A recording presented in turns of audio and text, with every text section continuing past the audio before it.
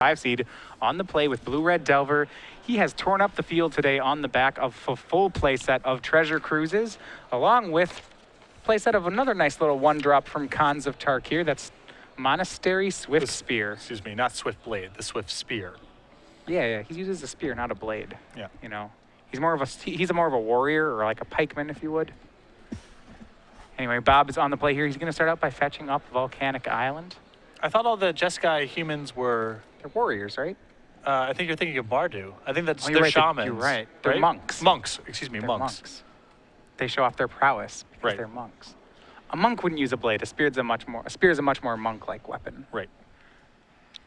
Blades are for assassins and that sort of type. Anyway, it's going to be Delver of Secrets into play turn 1 for Bob. A lot of this matchup for him is going to be whether or not he can control the explosive draws from Jake's deck. See turn 1, Island, Lotus Petal. It's going to be a ponder with Days Insurance. It appears as though Bob has mulliganed as well. 6-card hand right now. Yeah. And we will see what kind of draw Jake has put together. It is a good amount of pressure from Bob. His control cards here appear to be just a Daze, though. No flip from the Delver of Secrets. Second Young Pyromancer was the draw, and for Bob, he was hoping to just naturally draw the second land, I think. So Jake had the opportunity to daze this, but apparently he wants to save the daze in hand while Bob is mana light for the fight over whatever he's trying to resolve, eventually exhume or reanimate, which I like here. Yeah, we'll see. I'm interested to see how Bob plays this. I somewhat thought he would have upkeep brainstormed there, but instead he's going to brainstorm, swing with Delver, and play a fetch land, thereby passing the turn. On top of his deck is a third land, so unless he cracks the fetch land, Delver's not going to flip again. I like not cracking there from Bob's spot, because if there's any spell on top, it's a free roll for him to not use the brainstorm. If there's a land on top, he gets to play the land and cast Young Pyromancer that's in his hand. So the only bad cards on top of his deck are creatures. He happened to draw one of them, but... Right, he did draw another Young Pyromancer. He's pretty comfortably hedged there because either lands or spells are both solid cards to have on top of the deck. All right, it's going to be an Entomb from Moldowsky, and the counter war does begin. Bob's going to go ahead and Force of Will the Entomb. Jake will Force of Will it back. The only other control card in Huang's hand is a Daze. But I think the reanimation spell in Jake's hand may be Exhume, and if so, this Daze will be good. Yeah, well, he's going to cast Exhume, and this Daze is good here, and this is aggressive on Jake's side. Had he waited until next turn to try again on the Exhume, Huang wouldn't have had any way to fight over it. But because he went for it that turn, Huang's actually going to go ahead and get this Exhume with a Daze. Which is excellent for him, and now Jake has to wait until he draws another reanimation spell. I'm curious that he did not go for Elish Norn there. I mean, it didn't matter because he was not able to reanimate the card in question, but I do not believe Bob can beat it. He would triple burn spell it. Yep. Sure. That's his out. It's not a very good one. You see there, Bob pitching Treasure Cruise to Force of Will, a card that has really, in Bob's words, carried the day in all his fair matches. Not as good against this fast combo. Yeah, Rudy Briska, for example, was speaking his praises as a 1 or 2 of in Delver decks. Bob went all the way here. He said he read, I believe, Frank Carson's article on the card, who claimed the card was super powerful. The list in question started off with 2, and then he quickly went up to a 3rd and 4th copy after playing some games. And I would not be surprised if this becomes a 4 of in a lot of these Delver strategies. Having watched a lot of Bob's matches today, I would say this card is just impressive. Yeah. Ponder there for Moldowsky. He sets it up with another land, and finally the Insectile Aberration will flip. Bob flips it with a Treasure Cruise, and even though this is an unfair matchup, you look at Bob's graveyard, it's 1, 2, 3, 4, 5, 6 cards in there. He already can cast Treasure Cruise if he has, and that's going to be his turn. Pay 2, exile 6, draw 3. This is something that Ancestral Visions cannot do. You can just draw it and cast it. That's a huge difference. You see this as turn 4 for Bob, for example. I know this is a perfectly reasonable time to be casting this kind of card. Bob fills up his graveyard at the pace of 2 to 3 cards a turn. Really discounts this kind of spell. Draws 3. I don't believe he found another land, however. But he did find a Jataxian Probe, so we'll see what he's working against. On Moldowski's side, it is Ponder and Underground Sea. Say that one carefully because Moldowsky did hide a lot of his good cards there. Yep. Not very much information to be gained there, other than that Jake has a lot of shots at it next turn.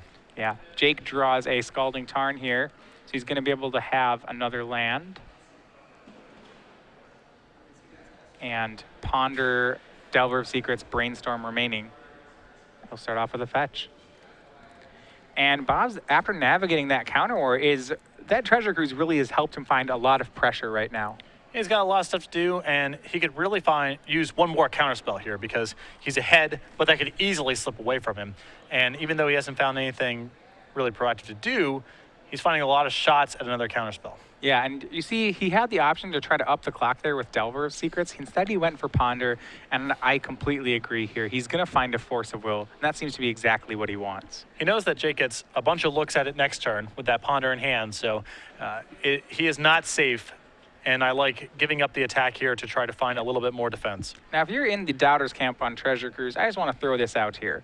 Right now, Bob cast a Treasure Cruise this very turn. It looks like there's another one in his top 3. And if you look at it, his graveyard already has 3 more cards in it. Next turn, he could play a 4th land, and then he's already 1 mana away from Treasure Cruising again. Also, another thing to keep in mind about all of this is Bob's in the finals right now, and looks like he's on his way to win game 1, most likely. This is week 1.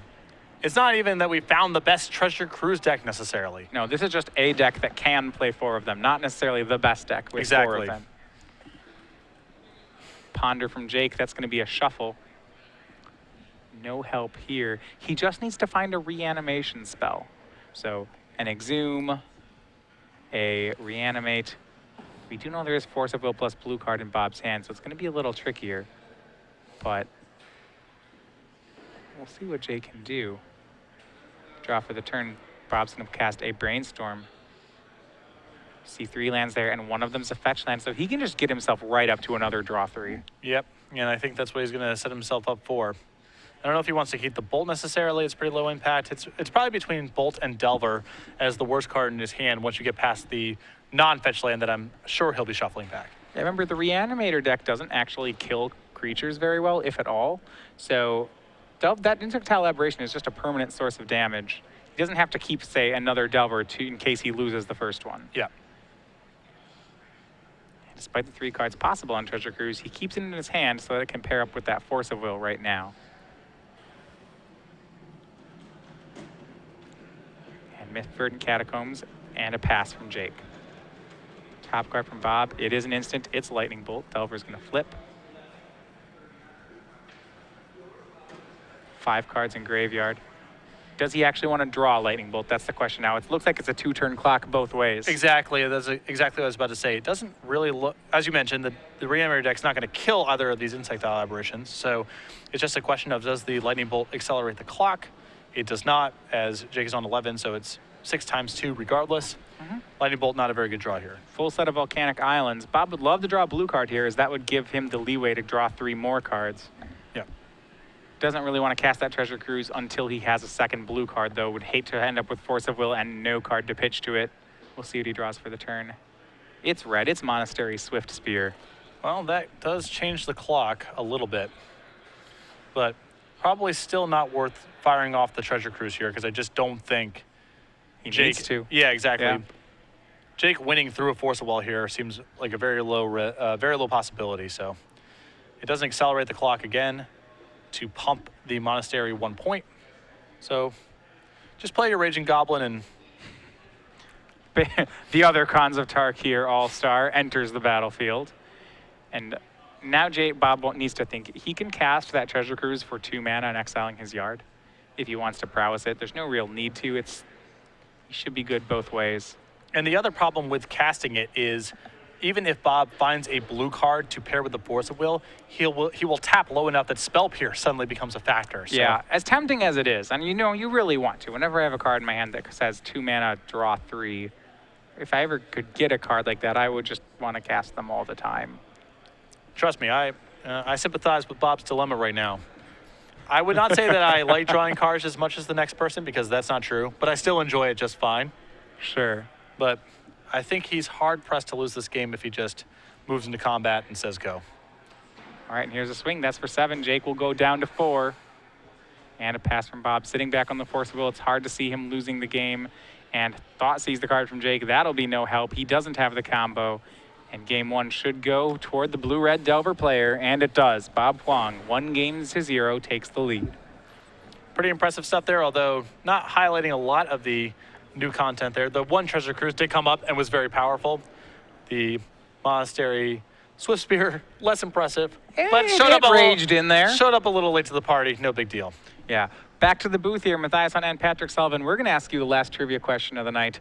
Grand Prix Orlando. So this one is for 12 months of Star City Games Premium. And I have this one. All right. You don't Please mind. do it. Our Grand Prix, 3 people in the booth. You, myself, we're going to be there. Can you name the third person in the booth? And for extra credit, extra, rolls, spins of the dice, whatever you want to call them, to get this full year of Star City Games Premium, can you tweet that person's Twitter handle inside of your answer? All right. Again, if you know this person's name, and especially if you know this person's Twitter handle, because make sure you have he really likes this SCG Premium on your answer. You tweet that, and at the end of these finals, we will have one winner for 12 months. All right, back into the match here. Jake Moldowsky gets to be on the play this time. He is a fast combo deck. Fast combo can be pretty good here, but sometimes Delver is among its harder matchups. What can Jake do to combat these fast starts paired with Disruption? He has 3 copies of Abrupt Decay, 2 Spell Pierce, 2 Duress, an Iona, an Aetherling, 2 copies of Pithy Needle, a Crippling Fatigue, 2 copies of Tormod's Crypt, and a Blazing Archon. I think a Blazing Archon's probably a better reanimator target than the Sire of Insanity, for example, so that can come in. Sure. Iona's probably better than Tidespout Tyrant as well, right? That makes sense. So, especially against a deck that has Young Pyromancer. So the question then becomes, what do you do with some of these secondary options? The Abrupt Decays seem pretty good to me. It's a straightforward removal spell, and he can use it in the matchup, something that he doesn't have to worry about soft counters. After that, there becomes some lesser options. Spell Pierce and Duress, there's spells in the matchup. It doesn't feel like Jake can really dilute his deck that much. I'm curious to see if he wants to bring in the 1 copy of Crippling Fatigue. I'm sure that's more for hate bear type strategies, but it is an extra piece of removal, and if he has enough flex slots in his deck, maybe he brings that in as well. All right, over on Bob's side, though he's a blue-red Delver deck, he's particularly heavy on the red elements of the deck. A lot of his sideboard are cards like Blood Moon, Sulfuric Vortex, Grim Lavamancer. He has his 3 Pyroblasts. I would imagine he'd use those. And he does have a pair of Grafdigger's Cages, particularly potent against a Reanimator strategy. Yeah, Grafdigger's Cage is great here, of course, and even if Jake didn't want to bring in the Abrupt Decays to fight over creatures, he has to fight over Grafdigger's Cage, so that forces the hand there. Yeah, and as I said before, Jake doesn't have a show and tell game plan in here, so if there's a turn 1 Grafdigger's Cage from Bob Huang, that's going to be a lot of trouble for Jake. He's going to have to Abrupt Decay it. Jake is using more flex slots in his sideboard on Reanimator targets than I typically see, and that's where some of the space is coming on. Usually you see, 1 kind of backup, a Grave Titan or something like that in people's sideboards as a backup Reanimator target. He has 3, and Crippling Fatigue is also an Entomb Bullet. So that's where the cost of the show and tell package comes in, is trying to fit in these cards. Yeah, it does give him a lot of leeway in other matchups, but makes him especially susceptible to hate cards. But if you're not anticipating playing against a lot of them, and yeah, there's this interesting dynamic in Legacy where, because of Deathrite Shaman hating on graveyard strategies and being potent against them, a lot of people skimp on the explicit, the Tormod's Crypts and the Grafdigger's Cages. So it's not the worst plan to just ignore that kind of stuff or assume that your Abrupt Decays are going to be good enough to get you through it, because people aren't bringing that much to the table. I remember Legacy 3-4 years ago where 4 copies of Tormod's Crypt or 4 copies of Leyline of the Void were mandatory in people's sideboards because there was enough Dredge and Reanimator that you had to come prepared. Now there's less of those decks, and the field as a whole is a lot more diverse than it used to be. So people have started shaving out those kind of slots. You still see Rest in Pieces in people's sideboards and, various Delver strategies and Miracles and so forth, but not a lot of the most egregious anti-graveyard cards than you saw in years past. And that's, I think, where you get caught a lot of times on a card like Grafdigger's Cage. Grafdigger's Cage is a hate card for the graveyard, but it's not explicitly for the graveyard. So it's not going Tormod's Crypt level against a Reanimator deck, because you can put a Grafdigger's Cage in your sideboard and say, hey, this is going to be good against Elf combo as well. This can be okay against Storm. They do try to flash back cards. There's applications of this, but it does, incidentally, while hating those things, stop the entire Reanimator game plan. Yep, and that's why so many of them have gone to show and tell. but Jake, again, not with such an option this weekend. Yeah, so far, though, he really hasn't needed it, especially when you saw his matchup against, well, Manaless Dredge. His game one game plan, so quick and efficient, he didn't really need to do much more. Game is a charitable description of what we saw. Yeah. I think that is one of the... I think game one failed to meet the minimum requirement to be called a game. Well, two people were you hanging have out. never had a permanent in either game. Right. Zero permanents both games. Never dredged a single card. Jake controlled more of that player's permanents than he did. He had a shambling shell. Yeah, he did put one of you has permanents into play. That's +1. +1 on his opponent. Yep. So, but going into the finals, this seems like a tougher matchup for him. Just because his fast draws aren't going to go uncontested here. Bob's going to fight over them and have a pretty reasonable clock of his own. Well, that's exactly what happened in game one. Jake had a very explosive opening, but Bob was able to cobble together just enough of a defense and then kill him before Jake could reassemble. Yeah, and it does come down to the one turn Jake went for the Exhume there as fast as possible, which there is some merit to doing that. Letting Bob draw a card could be all sorts of bad. Bob draws a Ponder, he could find another Force of Will. Maybe he has a Ponder and simply didn't cast it. I think there's a lot of value to how Jake played that. I agree totally. It's not just Bob's draw step, but it's all the cantrips that allow him many more draw steps. So it, generally speaking, only gets worse. All right, Jake is on the play for this game. Yeah, he's going to keep. Bob had a 0 lander. That one certainly won't do. And he'll be down to 6 cards. Still, Bob can play a very resource-like game, much in the same way that Jake can. So, mulliganing, Bob's hand was an easy mulligan, no lands, of course, but I think he can even afford to aggressively mulligan for the right pieces because this is probably not much of an attrition battle. This is, do you have the stuff on both sides of the table? There's a very low probability that Bob will win before Jake assembles the full combo. We saw that game one. Bob had to win the fight over Jake's combo and then kill Jake before he reloaded. And I'm expecting that's going to be the rhythm of most of these games. The idea that Bob would just, there will be some number of games, I suppose, where Jake just fails to find his combo, where his deck doesn't work. But Reanimator, by and large, is pretty redundant. And where it not so susceptible to graveyard hate, it would be the best combo deck in Legacy. I agree with that assessment. It's so good. But it has some very obvious weaknesses. Yeah, its weaknesses is to hate cards, but when your opponent doesn't have hate for it, this deck is powerful, fast, and consistent. It is everything a combo deck wants to be. And disruptive. Yeah. I mean, it gets to play Daze, Thoughtseize, Force of Will as well. Right. It is certainly a strong strategy. So we'll see if Bob can get there on 6 cards. He really wants something like 1 threat and a bunch of disruption. He needs to win that one fight. And Force of Will, land. That seems, Pyroblast seems pretty close to exactly what he wants. Yeah, I do not believe there's a threat, but it does have the rest of the pieces.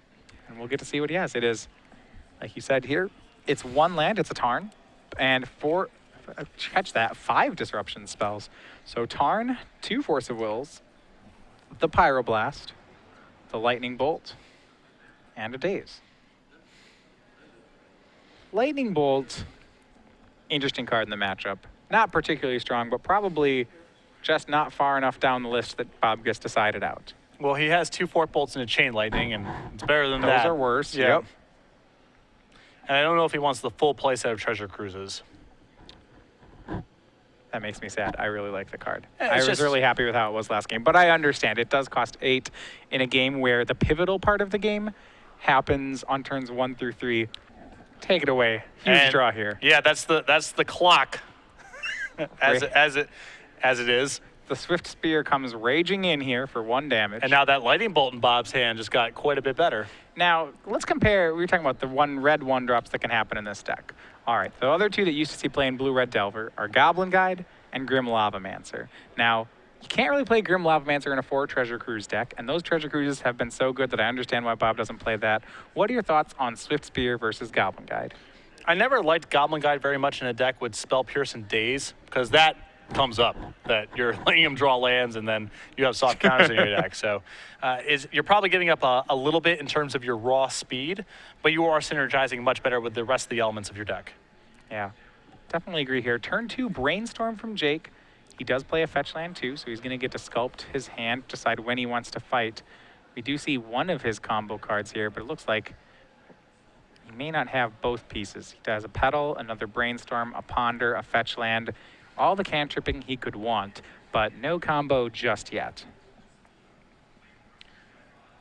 And this hand would have been great for Jake before that draw step, but now he does have to get something going, you know, not super fast, but there is a clock. Yeah, and he knows about all this permission in Bob's hand. He did take the Pyroblast, but there's a Daze and 2 Force of Wills. He knows if he goes for a cantrip here, he may just get dazed. Bob doesn't have a second land. We'll see if he just wants to daze it to get the Lotus Petal off the board. I'll say this, the Monastery Swift Spear does not play particularly well with counter spells. No, he's good with the Lightning Bolt and Jataxian Probe and Ponder sides of Bob's deck, but the other half of the instance, not as good. Bob's going to let the Ponder resolve, and we'll see what Jake can put together. I'm interested to see if this card has legs in Modern, because there is a good density, good density of spells, and the power level format's much lower, and Burns probably a more legitimate deck or more played deck in Modern than it is in Legacy. It is interesting. The power level of this card scales with the mana curve of your format. Modern, the cards in the format are a little more expensive, so you're not going to load up your graveyard as fast. That said, I can't imagine it won't see any play. It seems too powerful not to. I like that Bob has taken the Tarmogoyf die, placed it next to the Monastery Swift Spear, but doesn't really change it because, you know, it's not really it's not worth the effort. That turn, he Lightning Bolted main phase to pump the Swift Spear, then swung, so 5 damage in for Bob. His draw was Flooded Strand. And his remaining 3 cards, Force of Will, Daze. Jake knows about all 3. See if he can combo through them. He's at 11. Still has a good amount of time. Swift Spear's only dealing 1 a turn. And a Brainstorm here from Jake. It looks like he's going to have, I don't know. I don't see Bob dealing enough damage in time here. Jake looks like he can just set up for the perfect combo turn. Well, that sometimes is impossible to happen to Reanimator if you get them low enough. Because Reanimate cares about your life total, Bob doesn't have to get them all the way dead. He can get them down to a fairly low life total and then just fight over Exhume.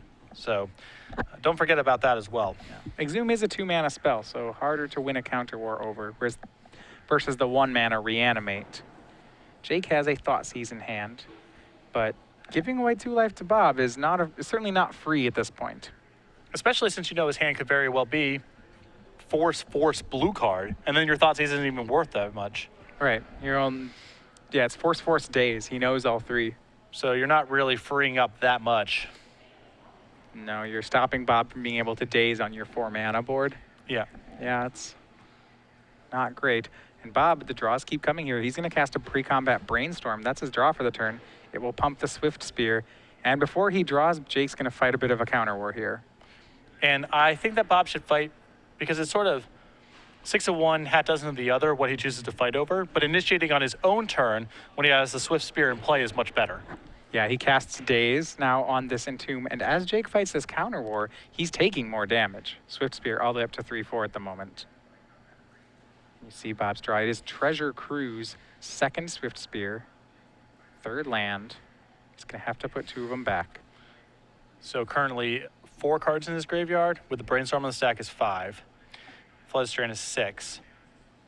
So I do not believe he can, with the 1 mana left over, he's a little bit short. He still can keep Forcible Treasure Cruise and go for it again next turn. Yeah, our apologies here. He did not Daze that first spell. He forced it pitching the Daze. So that's why he only has 1 force left at the moment. Puts 2 back here. Swinging 3 damage off the Swift Spear. Brainstorm resolves. And right now there are 5 cards in Bob's graveyard. So this fetch line will make it 6. He can Treasure Cruise next turn. But I guess the question will be, is there going to be a next turn? Yeah. Jake certainly gearing up with a lot of mana for a pretty good turn. I mean, Thoughtseize, Entomb, Exhume gets it done. See Gristlebrand in Jake's hand. His draw was Entomb. That was a spell he just lost a counter war over, so he has Entomb Exhume. And Thoughtseize. So I think he's good to go.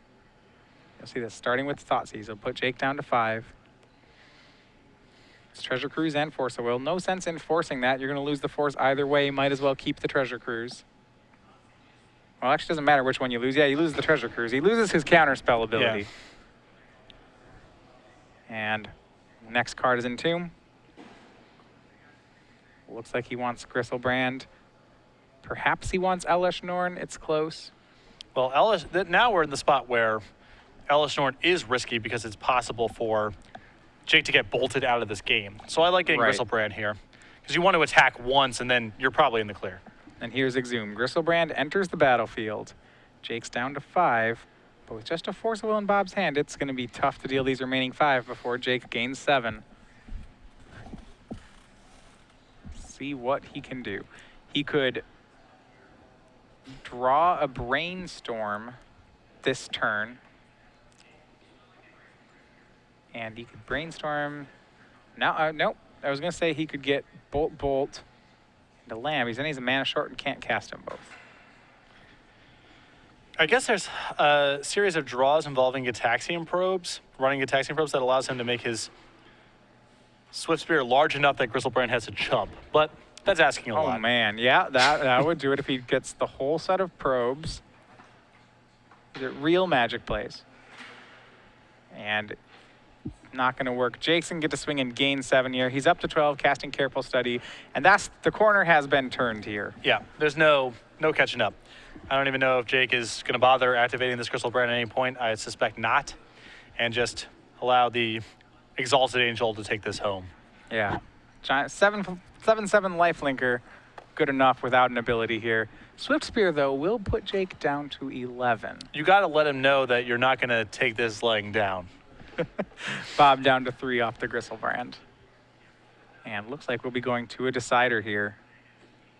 And that will be it. Another Swift Spear for Bob. So he could have swung for 2 that turn, but needed to swing for 18. All right, we're on to game 3, though. Blue-Red Delver versus Reanimator. Remember, Bob was on the draw and mulligan that game.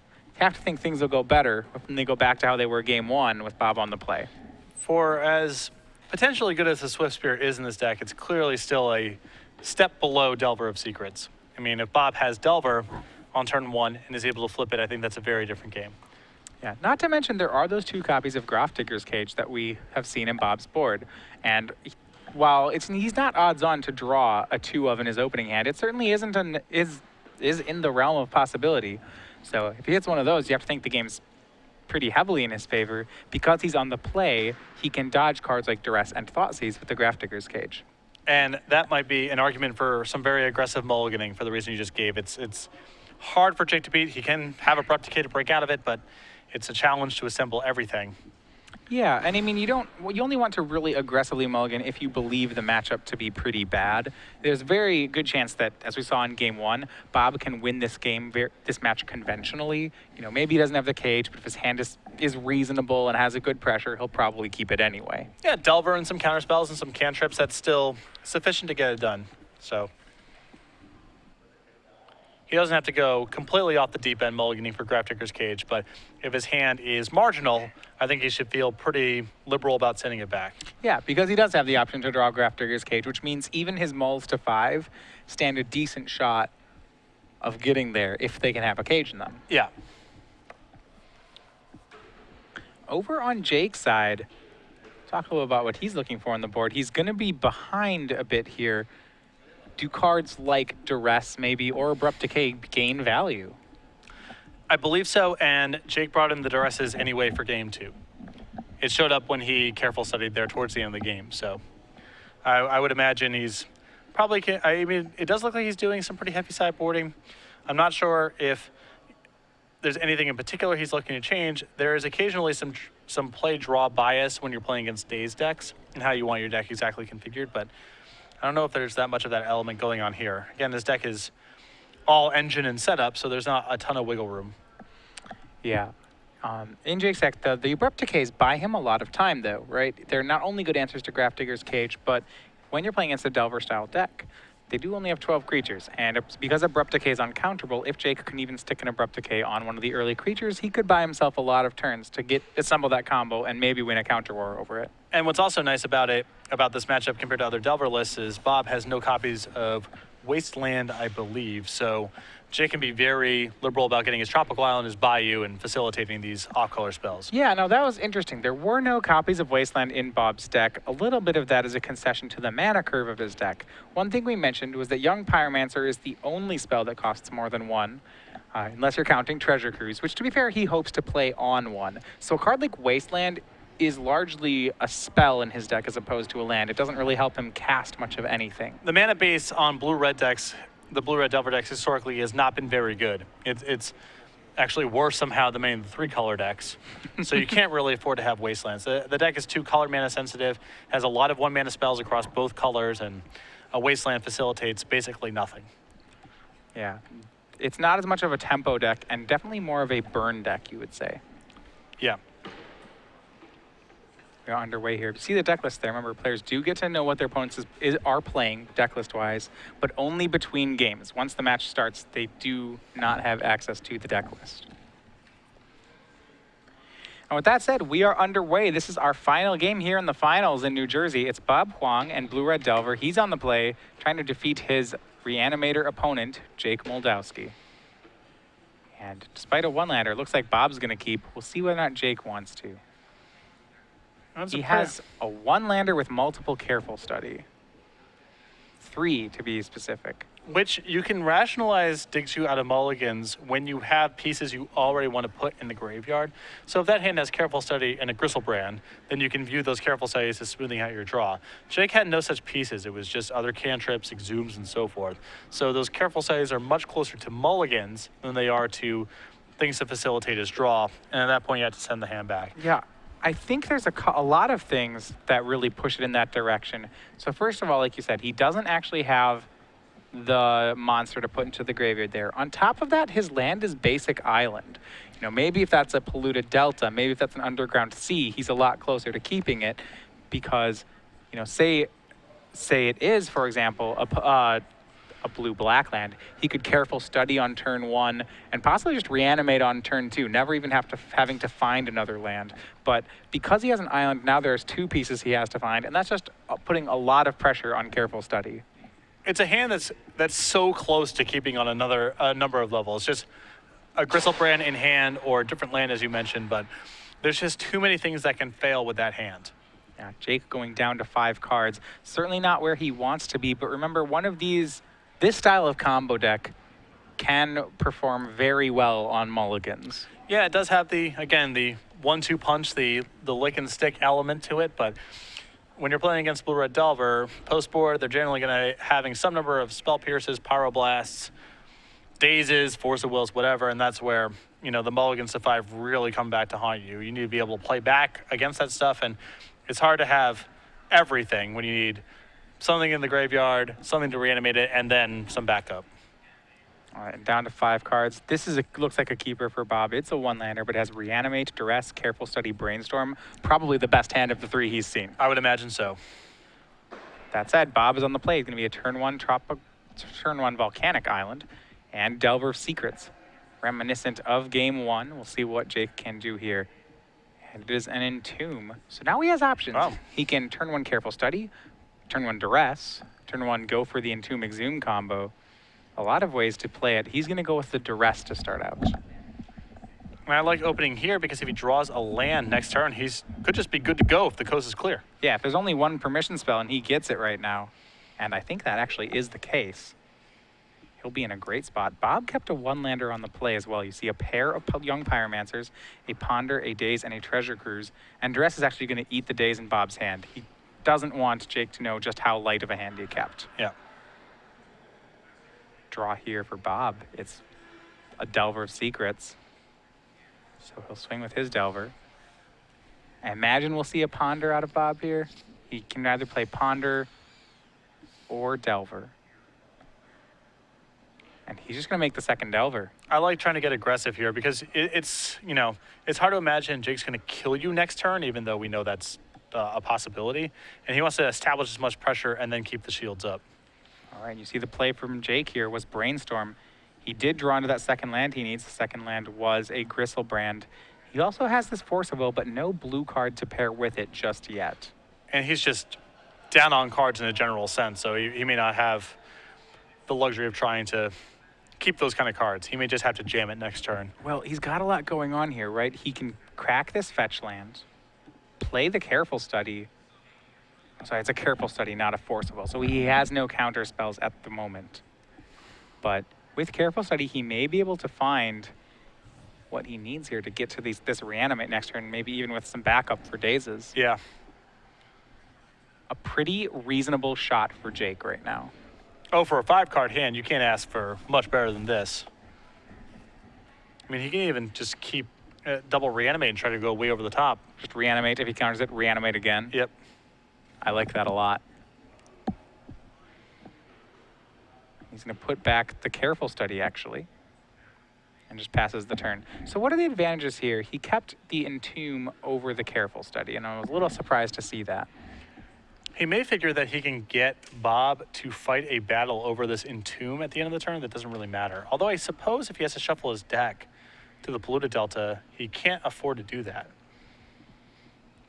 See here, Bob did draw Ponder for the turn. It flipped both of his Delvers into Insectile Aberrations, and Ponder is not going to show any help. There are no more lands in sight for Bob. It's 3 red cards. That's going to facilitate a shuffle. There's nothing wrong with the cards that Bob was looking at there, but I think he is aware that he is in danger and needs to find something to do this turn to protect himself. I mean, the irony of the situation is he's not going to be able to find it. If he finds a land, maybe he can brainstorm into something. But he did as well as he could. He found a Daze, but that's about it. And Jake with a great opportunity here.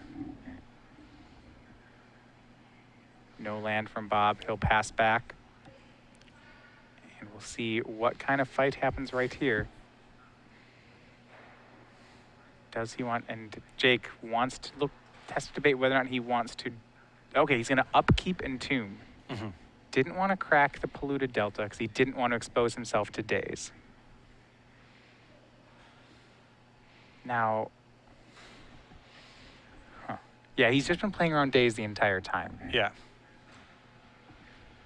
What we know is if last turn he had just jammed Careful Study and said, thrown caution to the wind, said, I don't care about Daze, and jammed Careful Study, I think he would be in a position this turn to make Gristlebrand. Now, that's a very bold move, and maybe one that he doesn't want to take. I think he feels like his hand may be good enough at this point that he can afford to be a little cautious and try to play over the top this turn. Well, there is some danger here, right? Because he can't, in the end, he wasn't able to play around Daze. He's going to crack this fetch land, and he's going to have to go for a blind Reanimate because if he takes 6 and tries to play around Daze, then he won't be able to cast Reanimate anymore. Yeah, and Reanimate's one of the dodgier ones to try to go off with too, because even if it resolves, then things like Bolt start mattering potentially next turn. Yep, and Bob did blind draw that Daze off the Ponder, and a huge draw indeed. He dazes the Reanimate, gets to untap and put Jake down to 6. He needs one more piece of permission, though. Because we know next turn Jake can just go for the Exhume. And this is close indeed. Bob did draw his second land, but because he had to pick up a land, that's not going to matter. It's Volcanic Island again. The Insectile Aberrations swing, dropping Jake down to 6. It's a 1-turn clock. And now we go back to Jake's side. Draws Gristlebrand, that's no help. He is all in on this Exhume. Does it work? We will find out. I mean, this is probably for match right here. Can he find a Daze or a Force of Will? No, no. Third one is, no, he misses here.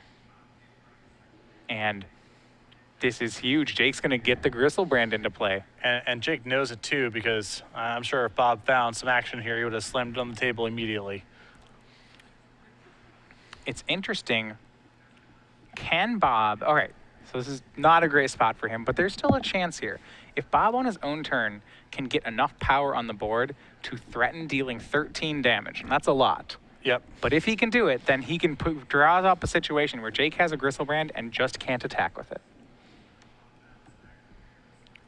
The game's still not out of reach. I mean, Bob has a considerable clock in play.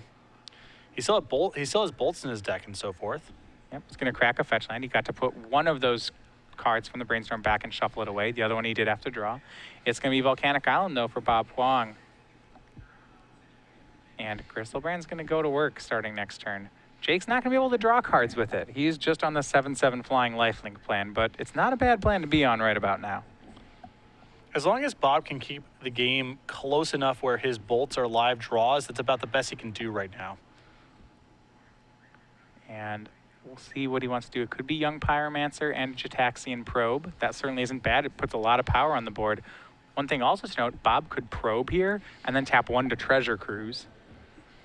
I think at this point he needs to establish more power in play because the Treasure Cruise is unlikely to yield anything that matters this turn. And the game is entering this very time-sensitive place for Bob. So I think he needs to develop his board as much as possible. And then next turn he can fire off with that Treasure Cruise and try to gas back up. Yeah, 6 cards in the yard right now, winning Treasure Cruise at 2 for its mana cost. And there's sort of this issue of immediacy too. Young Pyromancer takes time to develop, so you want to get it in play as soon as possible. The Treasure Cruise is, you play it towards the end of the game, and that's still fine. You still look at the 3 cards. Yeah, and he's doing exactly that. You need to get so much power on the board that Jake cannot safely attack with Griselbrand. So first it's going to be Young Pyromancer, then Jataxian Probe. Bob's going to go to 16 and draw a card. The card was Monastery Swiftspear, which actually is an excellent card right now. Another piece of the puzzle. Again, just trying to get enough pressure into play. Remember, 13 damage is the target. Right now, Bob has 9. So if he takes 7, if Jake gains 7 here and goes to 13, point number 10 is Monastery Swiftspear. If Bob can cast 3 spells after the Swiftspear, then he has the 13 damage needed to get Jake. Or more easy path is Swiftspear plus Lightning Bolt would actually be exactly 13. Exactly.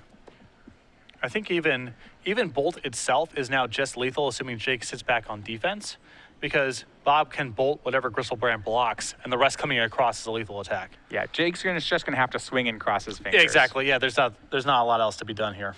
Here's the attack. Bob down to 9, Jake up to 13. And there's another difficulty here that even if Bob doesn't find lethal, so he can put Jake down to maybe 3. And then on the following turn, Bob can actually take another 7 off Griselbrand and then deal 10. Yeah. So I actually think Bob has the tools needed to race here. If Jake were to get this, he would actually need to make a reanimate again. So swing with Griselbrand, then somehow make another Griselbrand out of the graveyard, legend to rule his own Griselbrand and pass. Or just find an Elesh Norn. Or just find an Elesh Norn, yeah. Which is the easier way to do it. Makes you wonder, there was a decision point where he had to decide whether or not he wanted to get Griselbrand or Elesh Norn with that Entomb. I don't know. I mean, I understand that. He was at 5 at the time. I understand that, Bob has some burn elements in the deck, but given the board state that was at the time at this game, it's not like if Bob has a bunch of bolts in his hand, you're dying anyway because you're too low. So the card that he's playing around by not getting Elesh Norn is something that he can't beat anyway.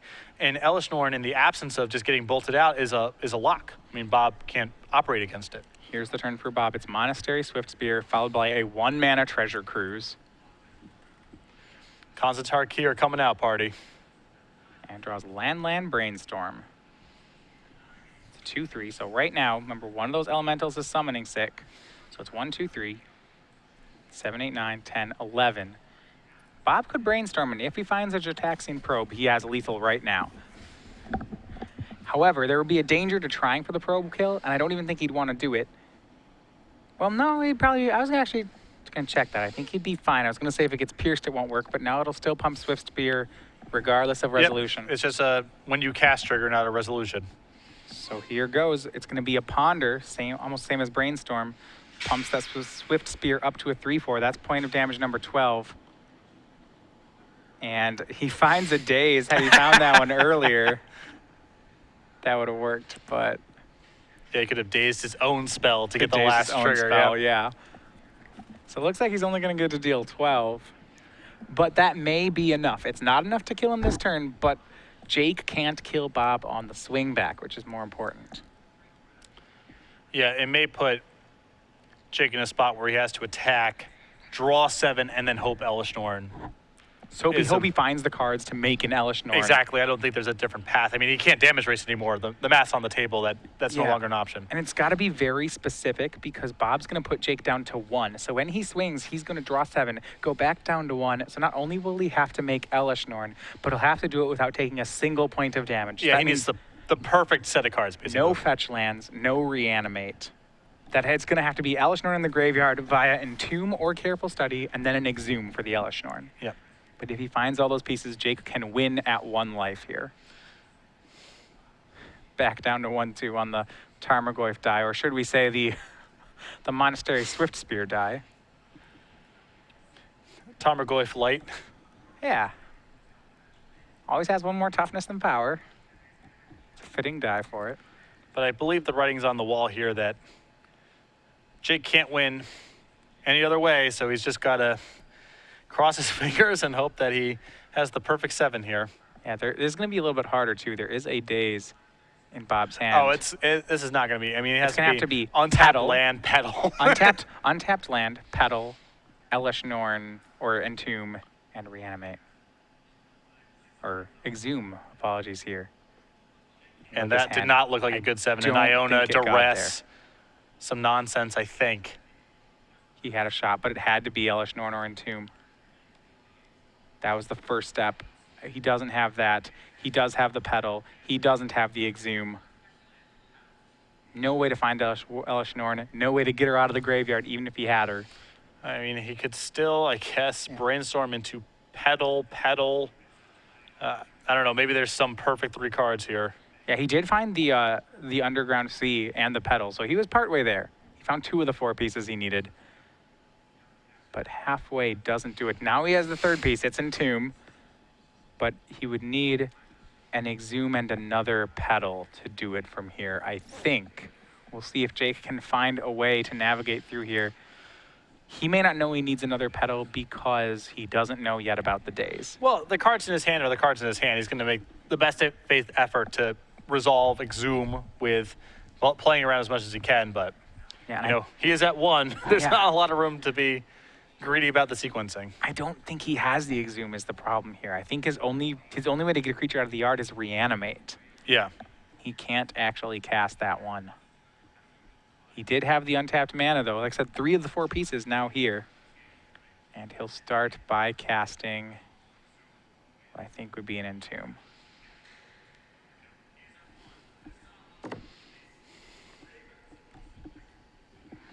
Like you said, it's real close here. If he had 2 Petal, if he had an extra Petal and an Exhume, he could do it. Let's see if he sees something we don't, though. Entomb is going to be the play, leaving up 1 mana. Bob gets to decide whether or not he wants to Daze right now. I imagine whether you Daze now or Daze later, it doesn't really matter. Just Daze something. Yeah. All roads lead to the same spot. Maybe there's a card in Jake's deck that can be played out of the sideboard that we're not thinking of. There's the Elesh Norn. But how does he get her into play? He can get her there. What's next? We will see. It's really hard here to be at 1 life in this deck. There's so many things that want your life points. He can't fight with Force of Will either. Ponder is the draw. He could Ponder into a Brainstorm into a bunch of Lotus Petals. You could Ponder into Brainstorm and then Brainstorm into Petal Exhume, I guess is the Yes. the redraw. That does still lose to, there's the Exhume, but it does still lose to the Daze, even Torturous. if you found everything. Finds the card, but so close. Moldowsky almost gets there on 5, but there you have it. Bob Huang, Blue-Red Delver. He's your Legacy champion here in New Jersey, winning the first Legacy Open with Cons of Tarkir Legal, playing a full 8 Cons cards in his deck. I don't think we've ever seen anything like this in Legacy to week 1 of a set release.